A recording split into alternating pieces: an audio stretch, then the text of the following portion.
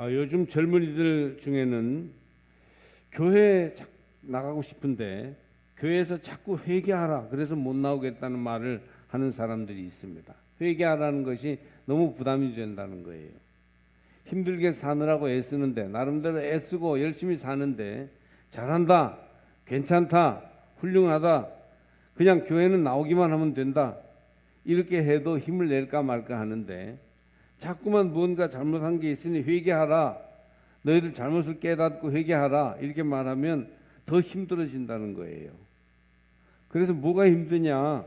완전하신 하나님께 나오려면 작은 티끌까지도 회개하고 나와야 하니까 회개하라고 하는데, 뭐가 잘못이냐? 회개하고 나면 하나님이 더 큰 은혜를 주시고, 회개할 때는 어려울지 몰라도 진정한 축복이 임한다, 그렇게 얘기를 해도 막무가내의 분위기입니다.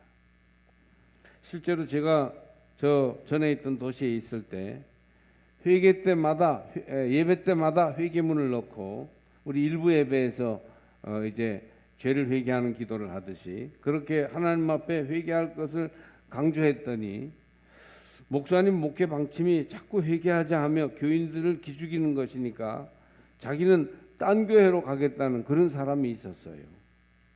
제가요 큰 충격을 받았습니다. 아니, 아무리 진리의 말씀이라 하더라도 그게 부담이 돼서 짐이 되고 어렵다고 한다면 이거 고려해 봐야 되지 않겠나. 그렇게 해서 저를 돌아봤어요. 참 그런 일들이 있으면 굉장히 큰 상처가 됩니다, 목회자에게. 정말 교인들에게 회개를 강조해서 사람을 길을 죽이고 교회의 말에 따르고 목사의 말을 잘 듣게 하려고 하는 것일까? 그건 분명히 아니었어요. 그러나 회개하라는 것을 강조하는 것을 너무 부담스러워하는 사람들이 있으니까 그런 것들을 조금 조정하지 않을 수 없게 되더라고요. 그런 면에서 사실 일부 예배 죄를 회개하는 내용이 꼭 일부 예배 때는 나갑니다만 2부 예배 때는 찬양을 대신하죠. 그런 것도 여러 가지 목회적 고려를 하지 않을 수 없는 상황 때문입니다.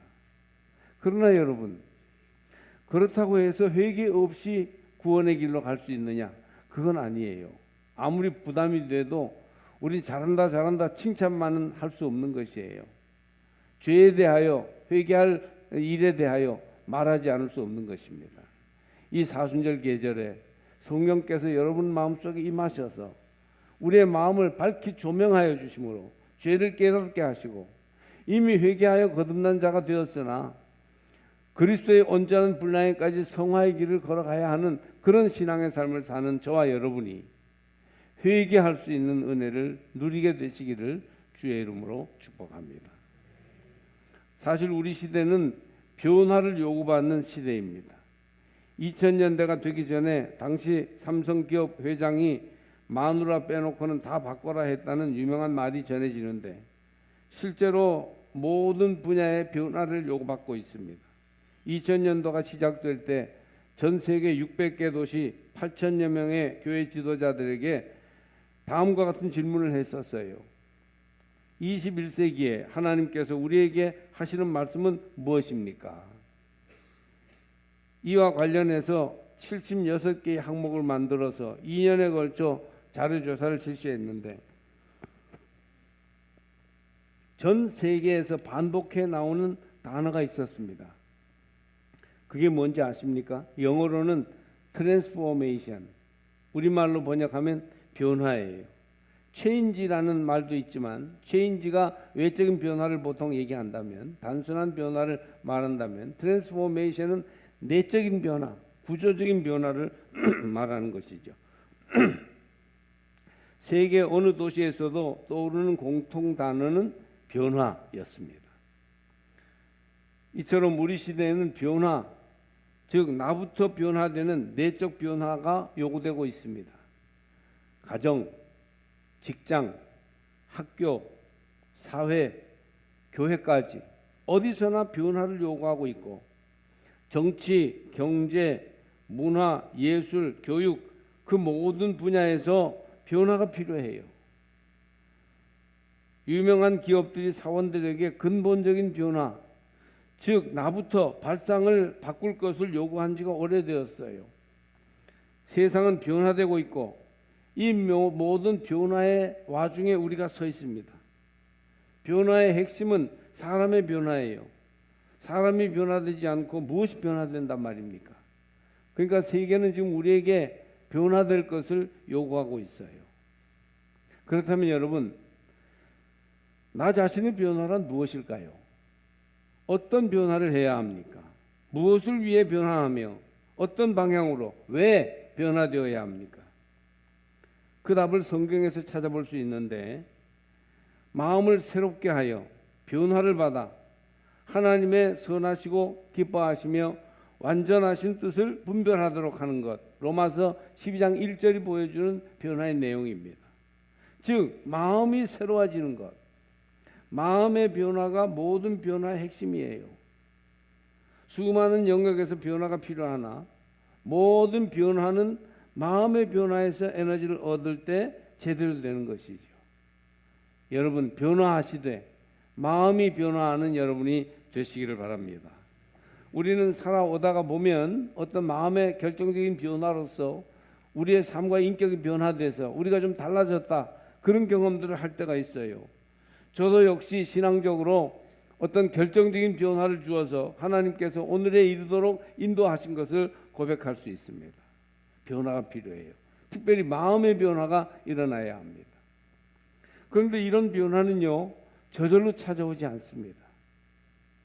말씀을 들을 때 성령께서 내 삶에 오셔서 나를 깨우쳐 주시고 내 마음을 밝게 조명하여 주실 때 변화가 일어날 수 있습니다.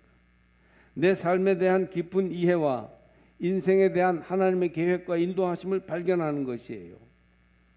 오늘의 말씀은 한 사람이 트랜스포메이션을 경험하는 고백을 보여줍니다. 바로 다윗이죠. 다윗의 내적 변화를 보여주는 시편이 오늘 시편 51편이에요. 여기서 다윗은 차마 하나님의 이름을 크게 부르지도 못합니다. 그는 자기 휘하의 장군 우리아의 아내 밧세바를 불러 범했어요. 말하자면 위력에 의한 성폭력이죠. 왕의 권력에 의해서 자기 부하의 아내를 범한 것이에요. 그런데 그녀의 남편 충성스러운 우리아 장군을 결국 어떻게 합니까? 임금의 비리를 덮기 위해서 우리아를 격전지에 투입하여 죽게 하는 살인을 저지르는 거예요. 간음과 살인의 흉악한 죄가 이 시편 밑바닥에는 깔려 있습니다. 이 시편은 한 사람이 그의 인생에서 결정적인 변화를 경험할 때 어떤 고백을 하나님께 드리는가를 보여주고 있습니다. 여기서 다윗에게 나타나는 변화에 우리는 주목할 필요가 있는데, 왜냐하면 우리도 그렇게 변화될 수 있기 때문입니다. 이 변화를 위해서 다윗이 경험하는 중요한 단계가 바로 회개예요. 시편 51편은 회개의 시편입니다. 회개란 무엇입니까? 사전에는 자기의 잘못을 깨닫고 깊이 뉘우침이라고 되어 있습니다. 회개에서 중요한 첫 번째 단계는 자기의 잘못을 깨닫는 것이에요. 3절, 무릇 나는 내 죄과를 아오니 내 죄가 항상 내 앞에 있나이다. 내 죄가 내 앞에 있습니다. 나는 죄 지은 자입니다. 라는 그런 고백을 하고 있습니다. 사람이 죄를 깨닫고 뉘우치며 후회하는 것이 마음의 변화를 위해서 중요해요. 회개하려면, 그래서 우리 믿음과 인생이 변화되려면 먼저 무엇이 잘못되었는지를 알아야 한다는 것을 잊지 마십시오.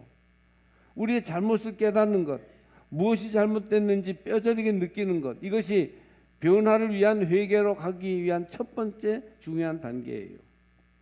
잘못을 모르고 잘못을 인정하지 않은 채 회개할 수는 없죠. 사순절에 성령께서 여러분의 마음을 밝히 비추어 주셔서 모든 어둠이 샅샅이 드러나게 하심으로 죄를 깨닫는 작은 죄, 태도의 죄, 숨겨진 죄, 뿌리 내린 죄를 깨닫는 그런 은혜가 있기를 축복합니다. 우리는 회개라고 하면 어떤 잘못된 행동을 하나님께 뉘우쳐 고백하는 것을 생각하죠. 물론 행동이 잘못되었음을 깨닫고 뉘우치는 것은 중요합니다. 그러나 몇 가지 행동보다 우리에게 중요한 것은 근본 태도예요. 서양 속담에 태도가 행동보다 중요하다, 그런 말이 있어요. 한두 가지 행동보다 근본적인 태도를 바꿔야 한다는 것이에요. 변화를 위해 하나님은 우리에게 행동의 회개보다 더욱 태도의 회개를 요구하십니다. 습관적으로 매일 주기도문을 외우는 신앙인의 잘못된 태도를 보여주는 예로 우루과이의 한 성당벽에 있는 글을 소개해 드리겠습니다. 이렇게 되어 있어요. 하늘에 계신 하지 마라. 세상 일에 빠져 있으면서. 우리라고 하지 마라. 너 혼자 생각하며 살아가면서. 아버지라고 하지 말라. 아들, 딸로 살지 않으면서. 아버지의 이름이 거룩히 여김을 받으시오며 하지 마라. 자기 이름을 빛내기 위해 안간힘을 쓰면서. 아버지의 나라가 임하옵시고 하지 마라. 물질 만능의 나라를 원하면서. 아버지의 뜻이 이루어지셔서 하지 마라. 내 뜻대로 되기를 기도하면서. 오늘 저희에게 일용할 양식을 주시고 하지 마라. 죽을 때까지 먹을 양식을 쌓아두려 하면서. 저희에게 잘못한 일을 저희가 용서하오니 저의 죄를 용서하시고 하지 마라. 누구에겐가 아직도 앙심을 품고 있으면서.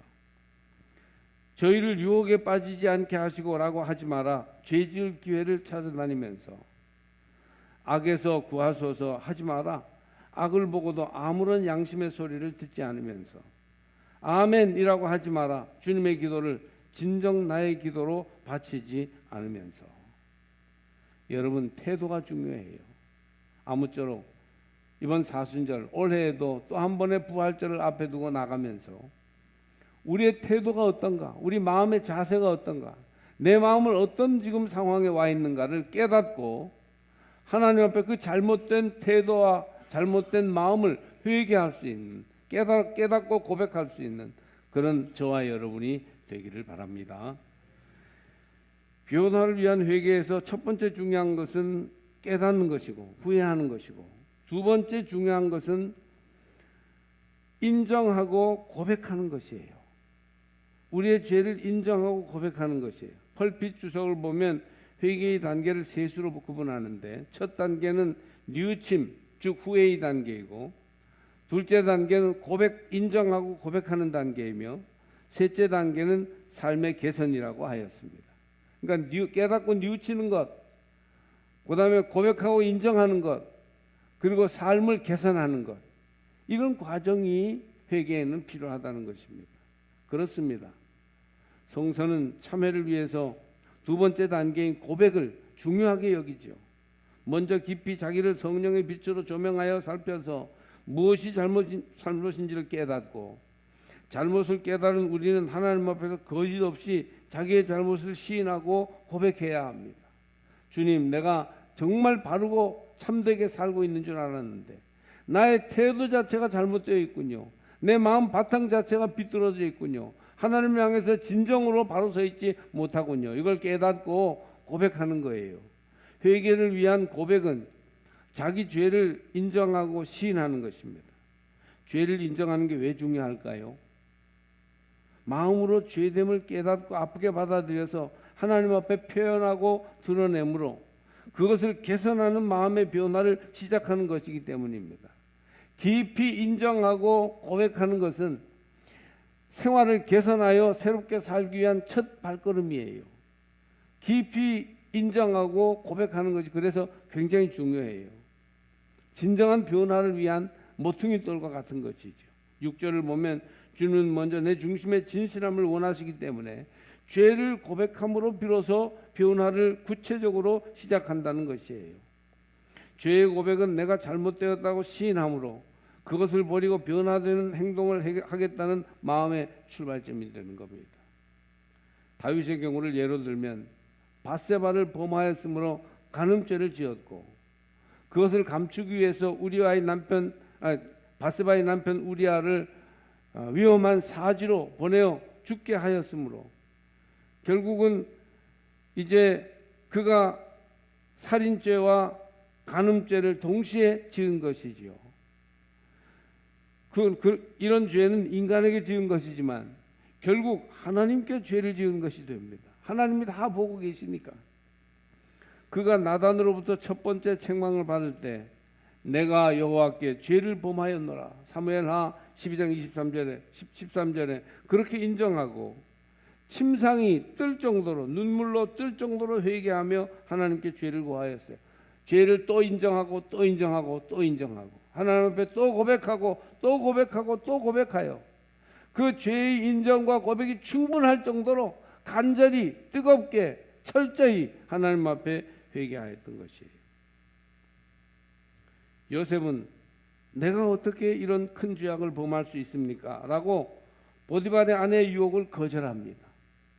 이는 하나님께 대하여 범죄하는 것입니다. 아무도 보고 있지 않지만 하나님은 보시니까 하나님께 죄를 짓지 않겠다는 것이 요셉의 마음이었어요. 잘못된 사람은 죄를 쉽게 잊어버리고 죄를 죄로 알지 않습니다. 감옥에 가 있는 사람, 하나도 자기 죄가 죄되다고 인정하는 사람 처음에는 없습니다. 참된 사람은 그 죄악을 잊지 않고 하나님께 인정하고 고백하는 사람이에요. 그래서 죄인들은 죄 없다 하고 의인들은 자기가 죄 있다고 하는 것이 보통 나타나는 모습입니다. 내가 죄악 중에서 출생하였으며 어머니가 죄 중에서 나를 잉태하였나이다. 5절 말씀이죠. 어머니가 죄 중에서 나를 잉태하였다. 내가 아주 타고난 죄를 가지고 있다. 내 근본 속에 죄가 들어있다. 내 자세 자체가 잘못되어 있다. 이렇게 지금 다윗은 고백하고 있습니다. 철저히 자기 본질 깊은 곳에 죄가 들어있음을 고백하게 되는 것이죠. 그 행위 자체만이 죄가 아니고 그 행위를 짓게 된 마음의 자세, 마음의 동기 자체가 도저히 용서받을 수 없는 죄다. 그렇게 다윗이 고백합니다. 철저히 자기 본질에 깊은 죄가 들어있습니다. 이렇게 고백하는 것이죠. 하나님은 아십니다. 죄를 고백하여 하나님과의 관계를 회복하고 문제를 해결하시기를 바랍니다. 변화를 위한 진정한 회개는 우리를 이렇게 변화된 생활 방식으로 이끌어갑니다. 결국은 우리의 죄를 깨닫게 하시고 깨달은 죄를 고백하게 하시며 다시는 그 죄를 짓지 않도록 새로운 생활을 하게 하시는 것이에요. 7절에서 12절 말씀은 우리를 더 진전시켜 과거의 범죄를 씻어버릴 뿐 아니라 영적 생활의 갱신과 회복으로 나가고 있습니다. 우슬초로 나를 정결하게 하소서. 내가 정하리이다. 나의 죄를 씻어주셔서 내가 눈보다 희리이다. 내게 즐겁고 기쁜 소리를 들려주시사 주께서 꺾으신 뼈들로 즐거워하게 하소서. 주님이 내 잘못의 뼈들을 꺾어버리셨다고 고백합니다. 우슬초는 부정을 씻는 아주 독한 풀로서 요즘 소독약 같은 역할을 합니다. 인간의 죄와 부정이 아주 심각하므로 크게 정결케 하는 능력의 요법이 필요하다고 말하는 겁니다. 우슬초로 나를 씻어달라고. 영적으로는 그냥 죄를 씻을 수는 없고 그냥 씻어지지 않아요. 용서한다, 잊어버린다 해서 없어지는 게 아닙니다. 죄는 그리스도의 피로 정결케 함이 필요한 것입니다. 눈과 같이 희게 해달라는 것이란 철저한 정화를 소원하는 간절함을 보여줍니다. 눈과 같이 철저히 정화되게 해주세요. 계속 더러운 얼룩이 남아있지 않게 해주세요. 그렇게 다윗이 기도하고 있습니다. 꺾으신 뼈란 그리스도의 피로 꺾으신 뼈란 죄 지으려는 의도 자체를 꺾어버리신 하나님의 강력한 의지를 보여주는 말씀이에요. 그렇습니다. 우리는 죄로부터 그냥 벗어나 평화와 안식을 누리는 데서 더 나아가서 하나님의 은총을 회복하고 얼굴을 마주 대하고 보듯이 하나님의 기쁨과 감격을 분명하게 체험하기를 원합니다. 뼈를 꺾을 때 얼마나 힘들고 아프겠어요. 뼈를 꺾는 건 너무 힘들죠. 뼈를 꺾는 건 고통스럽기가 말할 수 없습니다. 그런데 시인은 꺾으신 뼈들로 즐거워한다고 합니다. 너무 힘들고 고통스럽지만 회개하여 바꾸면 그 꺾으신 뼈로 인해서 감사하고 즐거운 것입니다. 할렐루야. 여러분, 잘못된 죄를 뼈를 꺾듯이 고통스럽지만 그렇게 그 의지를 꺾어버릴 수 있는 그런 데까지 나가시기를 바랍니다. 시인은 계속하여 중요한 기도를 드립니다. 하나님이여, 내 속에 정한 마음을 창조하시고 내 안에 정직한 영을 새롭게 하소서. 나를 주 앞에서 쫓아내지 마시며 주의 성령을 내게서 거두지 마소서. 주의 구원의 즐거움을 내게 회복시켜 주시고 자원하는 심령을 주사 나를 붙드셔서 10절에서 12절 말씀 아주 주옥 같은 회개의 고백이에요. 마음은 인간 삶의 개인적인 측면을 강조하고 있으며 영은 그 신적인 면 혹은 초자연적인 측면을 강조하고 있습니다. 그러니 하나님께 마음도 창조의 능력으로 새롭게 하시고 영까지 새롭게 만들어 달라고 기도하는 것이에요. 우리가 회개할 때 잘못된 것을 후회하고 뉘우치는 것, 그것으로 끝나면 회개가 3분의 1도 안 된 것이에요. 그것을 인정하고 눈물로 거듭거듭 고백하는 데까지 이르러야 회개가 진행되는 것이고, 거기에서 머물러도 반밖에 안 된 것이에요. 이제 그 회개한 것에 다시 걸려 넘어지지 않도록 철저히 그 잘못을 버리고 신생 거듭난 새로운 삶을 살도록 하는 것, 여기에까지 이를 때 회개가 온전히 이루어지게 되는 것입니다. 이것이 회개를 통한 진정한 자아의 변화예요. 마음도 창조의 능력으로 새롭게 하시고 영까지 새롭게 하셔서 하나님께서 내 삶에 개입하여 내 삶을 새롭게 해주십시오. 이렇게 할 때 진정한 자아가 변화될 수 있는 것이죠. 감각과 의지의 자리인 마음뿐 아니라 하나님과 교통하는 깊은 영까지 새롭게 하시도록 깊이 회개 기도를 드리시기를 바랍니다. 우리나라 선교 초기 초대교회 성도들은 예수님을 받아들이고 회개하면 아주 다른 삶의 방식으로 살았어요. 유명한 부흥사였던 김익두는 원래 장사꾼이었는데 망하고 나서 실망하는 대로 되는 대로 살았습니다. 그러다가 황해도 안악에서 사람들이 머리를 내두르던 깡패가 됩니다. 그가 친구의 소개로 소안년, 스왈런 선교사에게 부흥회에서 예수를 믿고 회개합니다. 그리고 변화되었어요. 그는 엄청난 죄를 자백하고 또 자백하고 또 자백하여 새 사람으로 변화되어 살기 시작했습니다.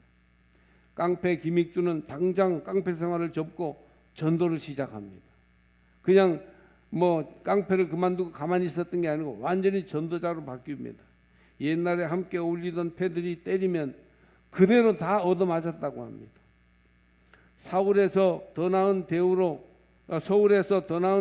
점원으로 오라 하는 것도 거절하고 28세부터 시골교회 전도인으로 오직 주님만을 섬기기 시작합니다. 회개하고 변화되자 바로 새로운 은혜와 감동으로 마음과 영이 새로워져서 하나님 앞에 새 생활하기 시작했어요. 그러니까 죄를 깨닫고 뉘우친 뒤에 그 뉘우친 것을 인정하고 고백하는 데 머무르지 않고 더 나아가 신생의 삶으로 회개를 이룬 것입니다. 그는 죄를 깨닫고 뉘우치면 그것을 하나님과 사람 앞에서 공적으로 고백하고 이어서 새로운 생활의 열매를 맺는 한국교회의 열정적인 회개 전통을 가지고 실천했던 것입니다. 저는 이 뜨거운 회개의 대열에 여러분을 초대합니다. 여러분 미루지 마십시오. 나는 이미 소시적에 다 회개했어요. 재회개하고 새 사람 구원받아 새 사람 되었어요. 저는 거듭났어요. 웨슬리에 의하면 그것은 불신자의 회개를 말합니다. 신자의 회개가 필요한데 이것은 성화되어 예수 닮아가기 위한 회개가 필요해요. 나는 구원받았습니다. 나는 거듭났습니다. 나는 하나님의 백성이 되었습니다. 그런데도 나는 말로 실수하고 나는 이웃을 사랑하지 못했으며 신앙을 올바로 실천하여 경건한 생활을 살지 못했습니다. 나는 거듭거듭 하루의 생활 속에서 실수하고 실패합니다. 이것을 회개해야 돼요. 그러면 성령께서 여러분 속에 찾아오셔서 거듭났을 때의 온전한 고백대로 그 마음가짐대로 살아가도록 인도해 주실 것입니다.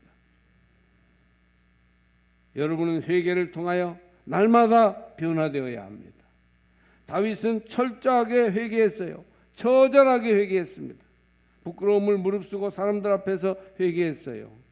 하나님 앞에서 부하 장수의 아내 바세바를 취한 것을 회개하였고 충성스러운 장군 우리아를 죽게 한 잘못도 회개했습니다. 그리고 이 모든 잘못과 죄악은 자기가 하나님 앞에 바로 서지 못했고 말씀대로 살지 못한 불신앙의 태도에서부터 시작된 잘못이라는 것을 다 인정하고 회개하였어요. 깨닫고 뉘우치는 데 머무르는 것이 아니고 인정하고 고백하였고 더 나아가 삶 자체를 변화시켜서 새롭게 삶으로 하나님 보시기에 합당한 회개가 이루어졌던 것입니다. 그는 모두가 다 알도록 침상이 눈물이 뜨도록까지 회개하였던 것이죠. 사순절 기간입니다. 정말 우리는 달라져야 돼요. 변화는 남들이 하는 게 아니고 내 안에서 나부터 해야 합니다. 이대로는 안 됩니다.